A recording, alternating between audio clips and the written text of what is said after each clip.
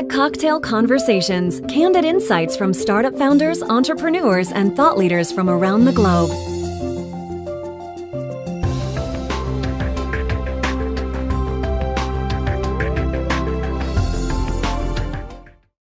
I work with Zappos.com, Downtown Project, and a couple of other things focused on redeveloping and creating community in downtown Vegas. So the Black Card is the working name, hopefully the name that'll stick for the technical way to describe it is an integrated transportation program that will allow you to essentially live, work, and play in downtown Vegas or within Vegas as a whole without needing to own or oftentimes drive a car.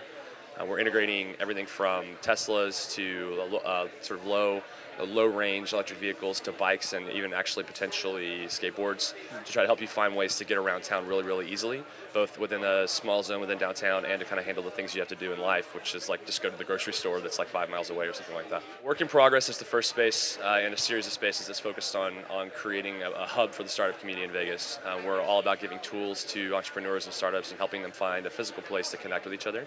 So the first space opened a couple weeks ago. We have a second one in development right now that we hope to partner with a General Assembly out of New York to help curate and create more educational opportunities, learning opportunities for people to grow. You know, the answer to that is similar to how people ask me to describe success and what is success for Downtown Project. And the answer I always give is that you just know it. When you wake up in the morning and you walk down the street, you can feel the energy, and it's super positive. It's not a gentrified energy. It's not like, oh, the neighborhood's so hipster now. It's just everybody from a guy that works at Zappos to a guy that works at a corner store. We're positive. We feel good. We say hi to each other. It's just a feeling we didn't have 2 years ago, and to me, it's a very weird way of describing success, but when you're there, you feel it. I think speed has always been a challenge for us. Our biggest challenge this year, we've been doing this for almost 2 years now, and we're now beginning to have things exist. So workspaces are opening, restaurants are opening, buildings are being finished. We'll move Zappos to City Hall, the former City Hall, in 6 months. I mean, that's like no time. The biggest challenge that we have is, one, getting stuff ready fast enough, and two, just scaling. When you're opening as many things as we and our partners and the investments that we're making are opening, it's almost impossible to keep that together. Just imagine 100 startups running at one time. That's what we've got going on, and it's crazy. So 2 years ago, we didn't think anybody else was there. We thought we were the only geeks in town, those of us that worked at Zappos, and we were super wrong.